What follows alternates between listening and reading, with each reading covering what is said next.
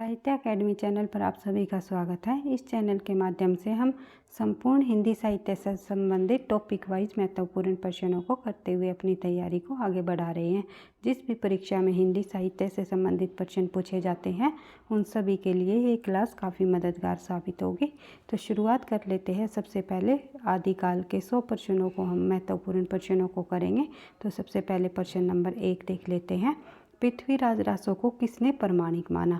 तो पृथ्वीराज रासो को कुछ विद्वानों ने प्रमाणिक माना है, कुछ ने अप्रमाणिक माना है, तो कुछ ने अर्धप्रमाणिक माना है। तो इनमें से प्रमाणिक मानने वाला विद्वान कौन है पृथ्वीराज रासो को? श्याम सुंदर दास, वुलर, रामचंद्र शुक्ल या गौरीशंकर हीराचंद ओझा। तो सही आंसर हो जाएगा हमारा श्याम सुंदर दास। उसके बाद देख लेते हैं प्रश्न नंबर 2। पृथ्वीराज रासो मूलतः कैसा काव्य है? पृथ्वीराज रासो मूलतः एक वीर काव्य है। उसके बाद देख लेते हैं प्रश्न नंबर 3। पृथ्वीराज रासो के रचना विधान में सर्वाधिक विवादास्पद पक्ष कौन सा रहा है? तो सर्वाधिक विवादों के घेरे का पक्ष जो रहा है पृथ्वीराज रासो का वो रहा है उसकी ऐतिहासिकता, क्योंकि पृथ्वीराज रासो की ऐतिहासिकता पर संदेह किया गया है। क्योंकि पृथ्वीराज रासो का जो पहले का भाग है वो पूर्व का जो भाग होगा पहले का वो विद्वानों ने जो है काल्पनिक बताया है, और जो इसका उत्तर का भाग रहेगा वो जो है ऐतिहासिक बताया है। तो इस प्रकार से विद्वानों ने पृथ्वीराज रासो की ऐतिहासिकता पर संदेह किया है। इसीलिए पृथ्वीराज रासो को कुछ विद्वानों ने प्रमाणिक माना है, तो कुछ ने अप्रमाणिक माना है और कुछ ने अर्धप्रमाणिक भी कहा है। किसी किसी ने पृथ्वीराज रासो को अनैतिहासिक ग्रंथ भी कह डाला है। तो कौन विद्वान है वे आगे के प्रश्न में हम देख लेते हैं। तो पृथ्वीराज रासो बिल्कुल अनैतिहासिक ग्रंथ है। यह कथन किस विद्वान का है? तो यह कथन किसका है ये आपको बताना है। सही आंसर हो जाएगा हमारा गौरीशंकर हीराचंद ओझा। पृथ्वीराज रासो को अनैतिहासिक माना है। उसके बाद बात करते हैं आगे। अगला प्रश्न हमारा प्रश्न संख्या 5।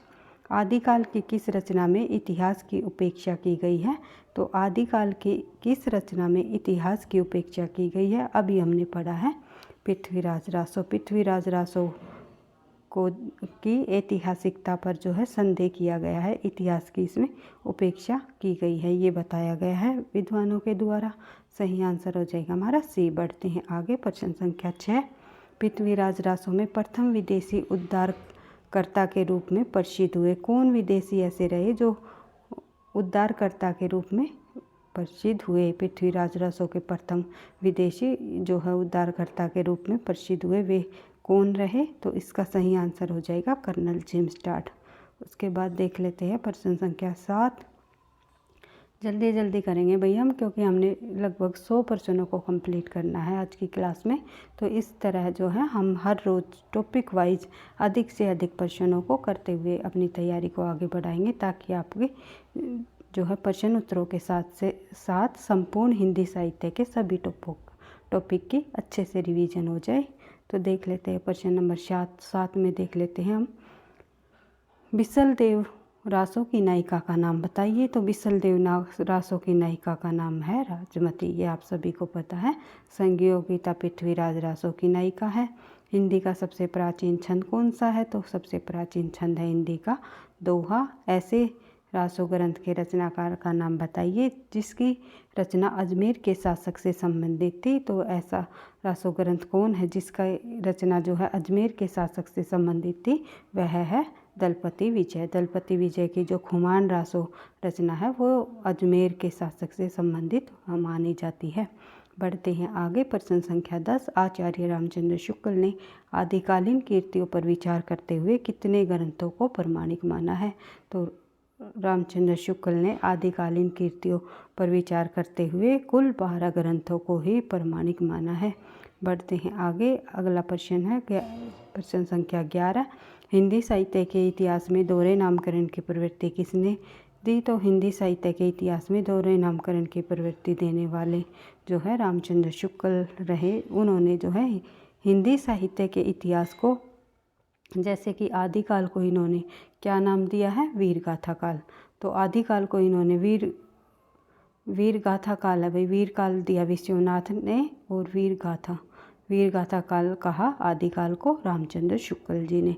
तो उन्होंने आदिकाल को जो है आदिकाल कहना भी उचित ठहराया है, लेकिन जो है प्रवृत्ति के आधार पर जो नामकरण दिया वो वीरगाथा काल कहा है। इसी प्रकार हर एक काल को उन्होंने अपना नाम दिया है, लेकिन जो दूसरा नाम है वो भी उन्होंने मान्य माना है। ये नहीं कहा कि ये नाम नहीं हो सकता, नहीं मैंने तो जो वीरगाथा काल कह दिया यही आदिकाल का नाम रहेगा, इस प्रकार उन्होंने नहीं किया। इन्होंने दोहरे नामकरण की प्रवृत्ति को अपनाते हुए जो है हिंदी साहित्य के इतिहास का नामकरण किया है। जैसे कि आधुनिक काल को जो है उन्होंने आधुनिक काल नाम भी स्वीकार किया है और साथ ही उन्होंने आधुनिक काल को गद्य काल की संज्ञा दी है। इस प्रकार बढ़ते हैं आगे। अगला प्रश्न हमारा प्रश्न संख्या 12।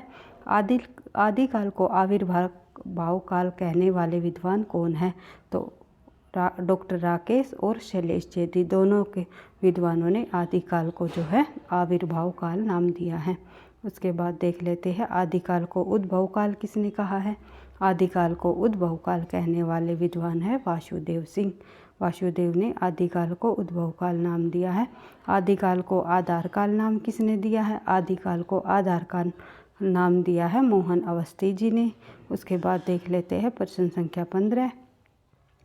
रामचंद्र शुक्ल आदिकाल का समय क्या मानते हैं? आप सभी को पता है 1050 से लेकर के 1350 विक्रमी संवत है भाई। ये आदिकाल की समय सीमा जो है आचार्य रामचंद्र शुक्ल के अनुसार मानी गई है। उसके बाद देख लेते हैं आगे प्रश्न संख्या हमारी 16। राहुल सांस्कृतायन ने आदिकाल को क्या कहा है? तो राहुल सांस्कृतायन ने आदिकाल को सिद्ध सामंत काल कहा है। उसके बाद देख लेते हैं रामकुमार वर्मा ने आदिकाल को क्या कहा है? रामकुमार वर्मा ने आदिकाल को चारण काल व संधि काल नामों से 2 भाग बताए हैं आदिकाल के। पहले भाग चारण काल, दूसरा जो है संधि काल। उन्होंने दोनों नामों को आदिकाल का नाम दिया है। बढ़ते हैं आगे। अगला प्रश्न हमारा जॉर्ज ग्रियर्सन ने आदिकाल को क्या कहा है? तो जॉर्ज ग्रियर्सन ने आदिकाल को जो है चारण काल कहा है। वैसे डॉक्टर रामकुमार वर्मा ने भी आदिकाल को चारण काल और संधि काल में बांटा है, लेकिन पूरे के पूरे आदिकाल को चारण काल कहने वाले विद्वान है जॉर्ज ग्रियर्सन। ये आपको ध्यान रखना है। बढ़ते हैं आगे। प्रश्न संख्या 19। आदिकाल को आरंभिक काल किसने कहा है? आदिकाल को आरंभिक काल कहने वाले है विद्वान मिश्र बंधु। उसके बाद देख लेते हैं हजारी प्रसाद द्विवेदी ने किसे हिंदी का प्रथम कवि माना है? तो अब्दुल रहमान को हजारी प्रसाद द्विवेदी ने हिंदी का प्रथम कवि माना है। तो सरहप्पा को किसने माना है? राहुल सांस्कृतायन ने। राहुल, आई होप आप समझ रहे होगे, राहुल सांस्कृतायन, सांस्कृतायन, इस प्रकार से राहुल सांस्कृतायन ने जो है सरहप्पा को वो हिंदी का प्रथम कवि माना है। सोम्बो को हिंदी का प्रथम कवि मानने वाले डॉक्टर रामकुमार वर्मा है। और पुष्यदंत को किसने माना है? शिव सिंह सेंगर ने। इस प्रकार से अलग अलग विद्वानों ने हिंदी का प्रथम कवि अलग अलग माना है। तो हिंदी में 12 मासा का सर्वप्रथम वर्णन किस रचना में मिलता है? तो हिंदी में 12 मासा का सर्वप्रथम जो वर्णन है हमें बिसलदेव रासों के अंतर्गत मिलता है। बिसलदेव रासो एक श्रृंगारिक रचना है जो कि नरपति जी की है। बढ़ते हैं आगे। अगला प्रश्न है प्रश्न संख्या 22। कम समय में अधिक प्रश्न करते हुए भाई हम अपनी तैयारी को आगे बढ़ाएंगे। संपूर्ण हिंदी साहित्य के इसी प्रकार से आपको सभी जो है इम्पोर्टेंट प्रश्न है जो पिछली परीक्षाओं में कहीं ना कहीं पूछे गए हैं उन प्रश्नों को ही हम करेंगे। फिर एक बार आपको जो है इन प्रश्नों के माध्यम से आपका संपूर्ण हिंदी साहित्य की जो है जल्दी रिवीजन हो जाएगी, क्योंकि हम समय को देखते हुए कम समय में जो है अधिक प्रश्नों की करने की पूरी कोशिश करते हैं। बीच में अधिक हम टाइम वेस्ट नहीं करेंगे, केवल प्रश्न के उत्तर पर फोकस करते हुए जो है हम सभी प्रश्नों को करेंगे। तो देख लेते हैं अगला प्रश्न हमारा प्रश्न संख्या 22। पृथ्वीराज रासो के रचयिता, पृथ्वीराज रासो के रचयिता आप सभी को पता है चंद बरदाई जी रहे हैं। उसके बाद देख लेते हैं प्रश्न संख्या 23। और भैया आपको लगता है कहीं ना कहीं ये प्रश्न आपके लिए हेल्पफुल रहेंगे, परीक्षा की दृष्टि से इम्पोर्टेंट प्रश्न है, तो प्लीज़ आपको वीडियो पसंद आए तो लाइक और कमेंट अवश्य कर दिया करो, क्योंकि आपके लाइक और कमेंट से ही जो है आगे नेक्स्ट क्लासेस बनाने का मोटिवेशन भी मिलेगा और थोड़ा हम जो है चीज़ों को आगे पढ़ाने की मैं भी पूरी कोशिश करूँगी।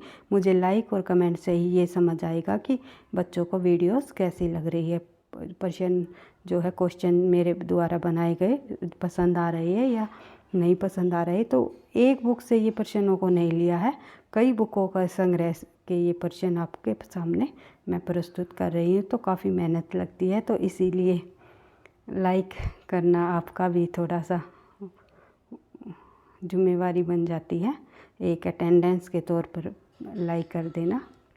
देख लेते हैं प्रश्न संख्या 23। पृथ्वीराज रासो की भाषा। पृथ्वीराज रासो की अगर भाषा पूछ ली जाए तो पृथ्वीराज रासो की भाषा है ब्रज भाषा। उसके बाद देख लेते हैं पृथ्वीराज रासो में सर्गों को क्या कहा गया है। तो सर्गों को है पृथ्वीराज रासो में क्या कहा गया है, ये आप सभी को पता है, समय कहा गया है सर्गों को, क्योंकि कहीं कहीं किसी महाकाव्य में सर्गों को अध्याय में बांटा है, तो किसी ने खंड में बांटा है, किसी ने प्रकरण कहा है, तो किसी ने जो है सर्ग में कहा बांटा हुआ है, किसी में जो है कांड बताए हुए हैं। तो इस प्रकार से जो है अलग अलग अध्यायों को अलग अलग भाग किसी में भागों में बांटा है। तो एक ही नाम है, ये सभी के एक के ही नाम है। बढ़ते हैं आगे। अगला प्रश्न हमारा प्रश्न संख्या 25। पृथ्वीराज रासो में कितने सर्ग व समय है। तो पृथ्वीराज रासो में 69 सर्ग या समय है और 68 प्रकार के जो है छंद बताए जाते हैं। बढ़ते हैं आगे पर बिसल देव रासो का काव्य रूप क्या है। तो बिसल देव रासो का काव्य रूप आप सभी को पता है, बिसल देव रासो एक गीति काव्य है जो कि श्रृंगारिक परक रचना मानी जाती है नरपति नाल्य जी की, नरपति जी की भाई। उसके बाद देख लेते हैं अगला प्रश्न संख्या 27। वीर गाथात्मक रचना नहीं है, इनमें से वीर गाथात्मक रचना नहीं है, कौन सी नहीं है। पृथ्वीराज रासो, परमाल रासो, जयचंद रासो। जयचंद प्रकाश रासो जो है भट्ट केदार की रचना है, भट्ट केदार। और बिसल देव रासो नरपति जी की है। परमाल रासो आप सभी को पता है, जिसमें आल्य और उद्दल की कथा बताई गई है, तो ये जो है जगनिक की है। और पृथ्वीराज रासो आप सभी को पता है चंद बरदाई जी की है। तो ये बिसल देव रासो जो है एक श्रृंगारिक रचना है, ना कि वीर गाथात्मक रचना है। तो सही आंसर हो जाएगा हमारा बिसल देव रासो। अन्य तीनों की तीनों रचनाएं वे है वीर गाथात्मक रचना रही है। बढ़ते हैं आगे। अगला प्रश्न है हमारा आदिकाल की प्रमुख श्रृंगारिक कीर्ति कौन सी रही है। तो आदिकाल की प्रमुख श्रृंगारिक कीर्ति अभी हमने पढ़ा था बिसल देव रासो। चौपाई के साथ दोहा रखने की पद्धति को क्या कहा जाता है। तो चौपाई के साथ दोहा रखने की पद्धति को कड़वक शैली कहा जाता है। उसके बाद देख लेते हैं हिंदी का प्रथम महाकाव्य। सभी को पता है हिंदी का प्रथम महाकाव्य पृथ्वीराज रासो को माना है और प्रथम कवि जो है चंद बरदाई को माना गया है। रानीपन और सामंती जीवन के बंधन मुक्ति की अभिव्यक्ति किस ग्रंथ की अपनी खास विशेषता है। तो रानीपन और सामंती जीवन के बंधन की मुक्ति जो है ये बिसल देव रासो की रचना में ही हमें देखने को मिलती है। उसके बाद देख लेते हैं पृथ्वीराज रासो का सबसे बड़ा सर्ग कौन सा है। तो पृथ्वीराज रासो का सबसे बड़ा सर्ग है कनवज युद्ध। उसके बाद देख लेते हैं प्रश्न संख्या 33।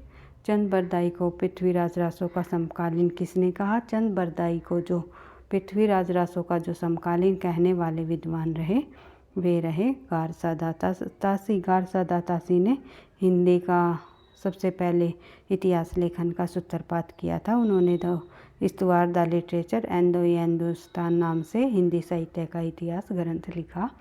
उसके बाद देख लेते हैं प्रश्न संख्या 34। हिंदी काव्य में प्रयुक्त होने वाली बारहमासा सबसे पहले किस ग्रंथ में मिलती है।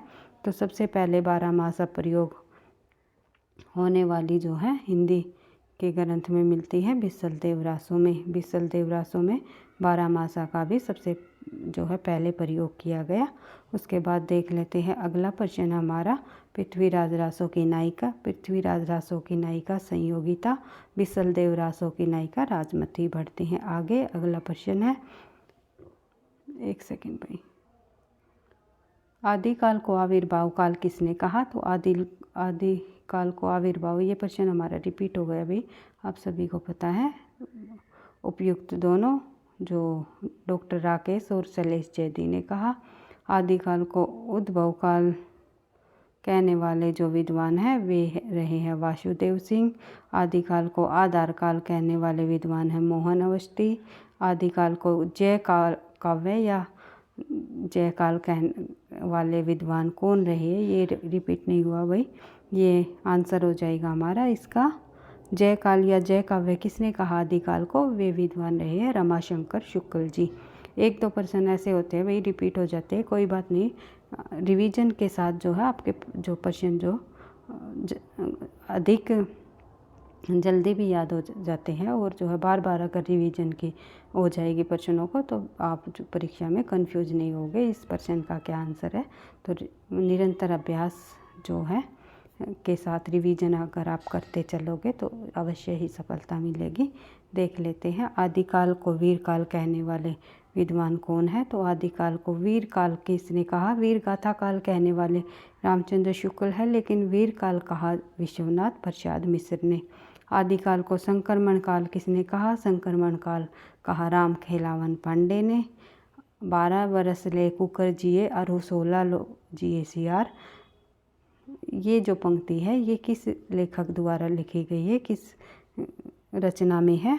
तो 12 बरस ले कुकर जिए अरु 16 लो जिए सियार, वर्ष 1870 जिए आगे जीवन को धिक्कार, इस प्रकार से पूरी ये पंक्ति है। तो ये पंक्ति जो है जखनिक द्वारा कही गई है परमाल रासों में, जिसमें आल्य और उद्दल की 2 वीर योद्धाओं की कथा का वर्णन दर्शाया है। बढ़ते हैं आगे। आदिकाल रासो साहित्य की प्रमुख प्रवृत्तियों से संबंधित कौन सा कथन सही नहीं है। इस साहित्य में जो है राष्ट्र प्रेम का सुंदर चित्रण किया गया है, युद्धों का सजीव चित्रण या इसकी अनंतम विशेषता है। इसमें शौर्य और विलासता का स्वाभाविक और जीवंत वर्णन इसमें दिखाया गया है, और श्रृंगार और वीर रस का एक साथ चित्रण इनकी प्रमुख विशेषता है। श्रृंगार और वीर रस की जो है एक साथ चित्रण इन आदिकालीन जो रासो ग्रंथ है इनमें हमें देखने को मिलता है। जैसे कि बात कर ले हम पृथ्वीराज रासों की, तो पृथ्वीराज रासों में जो है श्रृंगारिकता और जो है वीर रस को जो है एक साथ दर्शाया है, एक साथ दिखाया है। उसके बाद बात करें इसमें शौर्य और विलासिता का स्वाभाविक और जीवंत चित्रण हुआ है, बिल्कुल हुआ है। युद्धों का सजीव चित्रण इस साहित्य की अनंतम विशेषता है, ये तो प्रमुख विशेषता है, क्योंकि जो लेखक होते थे, जो राज दरबार में जो चारण कवि होते थे, वे अपने जो है राजाओं के साथ जा कर के जगह जगह वे युद्धों में जाते थे उनके साथ, और उन्हीं की वीरता का वर्णन वे वहाँ पर करते थे। बिल्कुल सही है। इस साहित्य में राष्ट्रीय का सुंदर चित्रण दिखाया गया है, राष्ट्रीय प्रेम का। तो इसमें राष्ट्रीय प्रेम का सुंदर चित्रण नहीं है। आदिकाल के अंतर्गत केवल संकुचित राष्ट्रीयता का भाव दिखाया गया है, संकुचित राष्ट्रीयता, क्योंकि राजा सिर्फ ये चाहते थे कि सिर्फ उनका जो राज्य है वही उनका पूरा का पूरा राष्ट्र है, तो अपने अपने राज्य को जो है बचाने में वे लगे हुए थे, अपने अपने राज्यों को बढ़ाने में लगे हुए थे, एक दूसरे से जो है लड़ाई करके बढ़ते हैं। इसमें पूरा का पूरा राज्य जो है राष्ट्र एक नहीं था, अलग अलग छोटे छोटे राज्यों में जो है हर एक राजाओं का अपना आधिपत्य रहा था। बढ़ते हैं आगे। अगला प्रश्न है हमारा प्रश्न संख्या 44। आचार्य रामचंद्र शुक्ल ने रासो शब्द का संबंध किससे माना है। तो रामचंद्र शुक्ल ने रासो शब्द का जो संबंध है वो रासायन से माना है। रसिक से मानने वाले विद्वान रहे नरोत्तम स्वामी। उसके बाद जो है रासक से माना है हजारी प्रसाद ने। कई बार जो है पूछ लिया जाता है रासक से किसने माना है।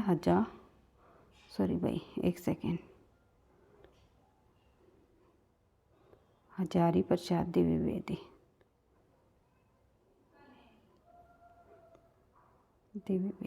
जी ने जो है रासो शब्द की उत्पत्ति रासक से मानी है। इस प्रकार से रासो शब्द की उत्पत्ति भी अलग अलग विद्वानों ने मानी है अलग अलग शब्दों से। रासों से, रासायन से मानी रामचंद्र शुक्ल ने और रासक से मानी जो हजारी प्रसाद द्विवेदी ने। ये दो प्रमुख है, कई बार परीक्षाओं में पूछी जाती हैं।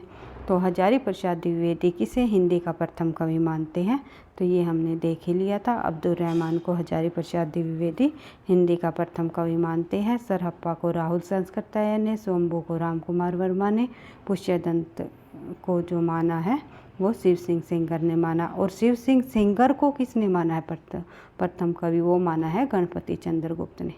ये आपको ध्यान रखना है भाई, कंफ्यूज नहीं होना है, क्योंकि पुष्यदंत को हिंदी का प्रथम कवि माना है शिव सिंह सेंगर ने। शिव सिंह सेंगर जिन्होंने जो है शिव सिंह सरोज नाम से हिंदी साहित्य का इतिहास लिखा, लेकिन शिव सिंह सेंगर को हिंदी का प्रथम कवि माना है गणपति चंद्रगुप्त ने। इस प्रकार आपको ध्यान रखना है, इन्होंने माना है पुष्यदंत को और इनको माना है गणपति चंद्रगुप्त को ने। इस प्रकार से हर एक प्रश्न को आपको समझ के साथ करना है, क्योंकि प्रश्न को जब आप अच्छे से पढ़ कर करोगे तभी आपको ये समझ आएगा, नहीं तो जल्दबाजी में हम जो है आंसर गलत कर देते हैं। कई बार पढ़े हुए प्रश्न परीक्षा में गलत हो जाते हैं, आप सभी को पता है।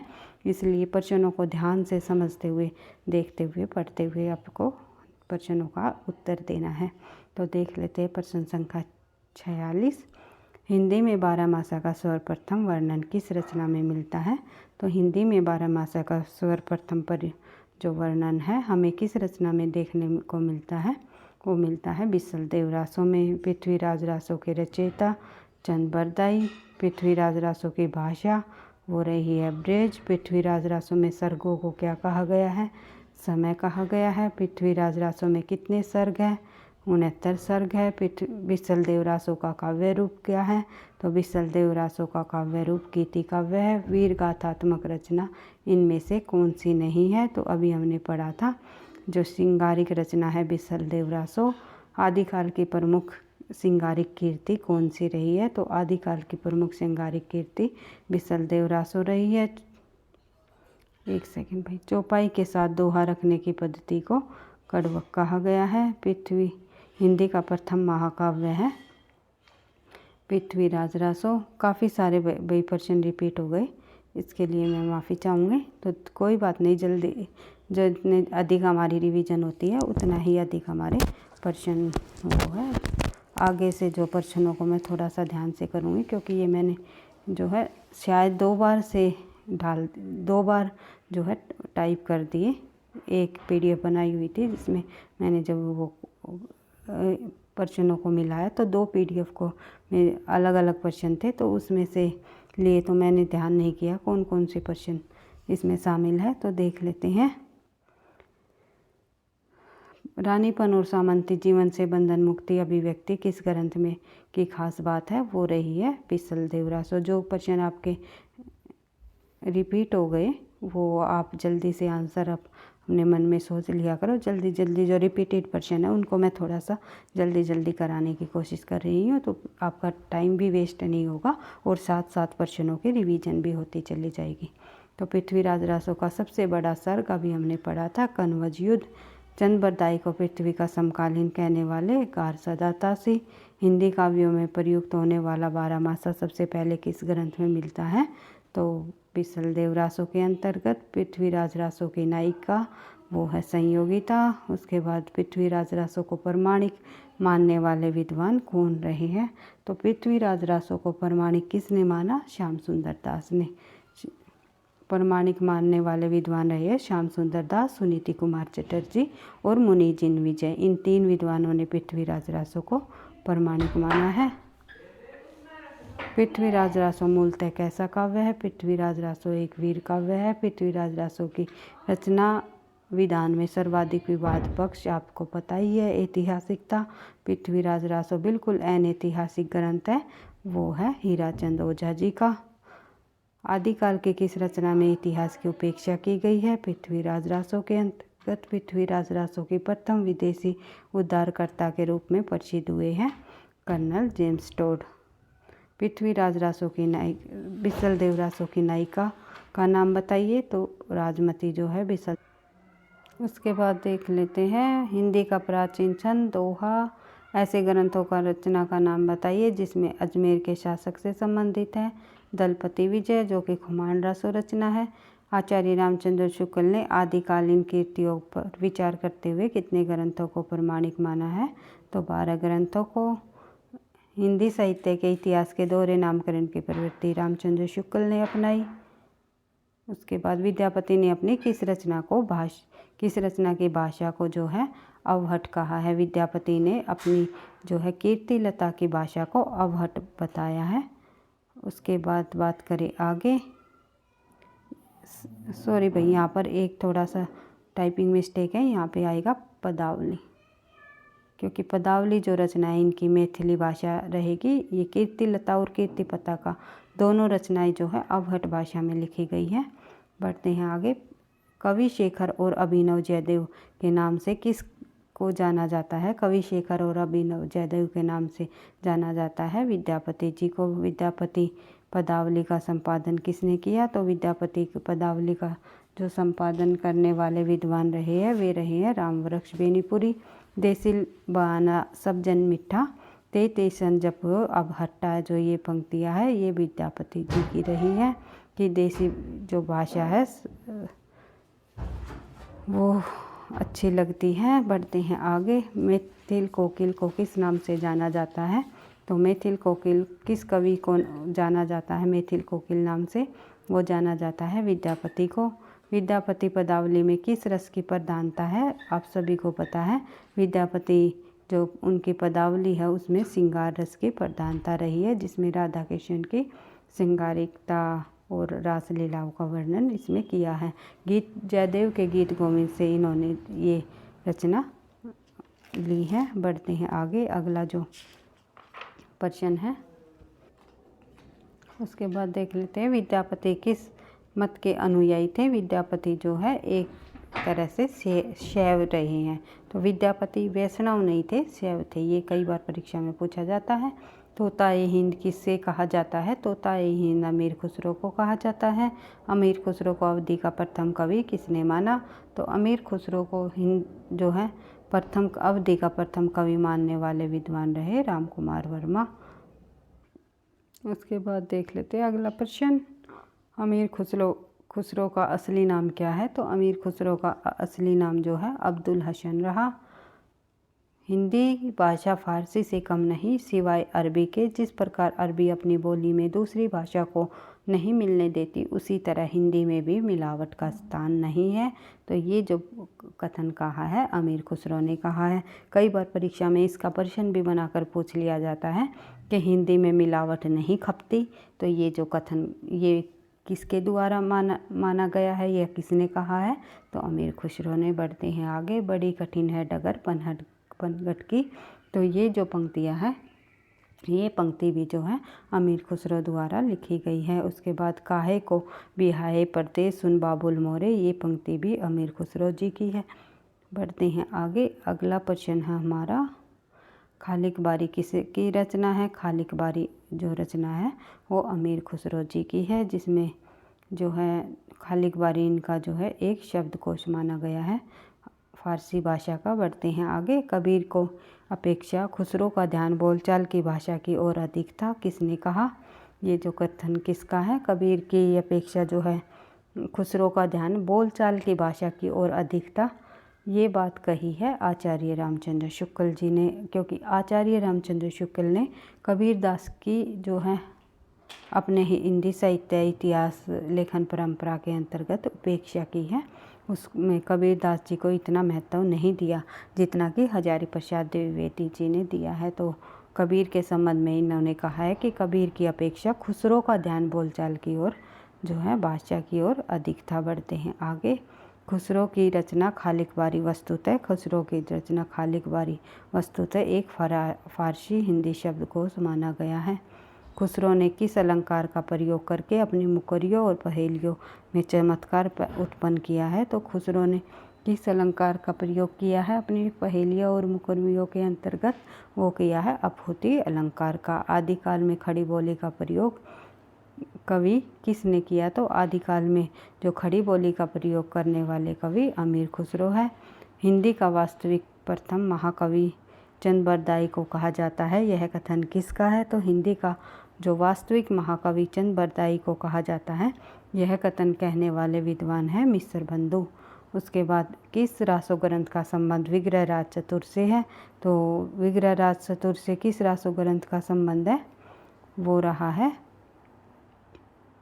एक मिनट भाई, किस रासो ग्रंथ का? वो रहा है बिसल देव रासो ग्रंथ का, क्योंकि बिसल देव रासो ग्रंथ को 4 भागों में बांटा हुआ है। 4 भागों में इनकी कथा रही है।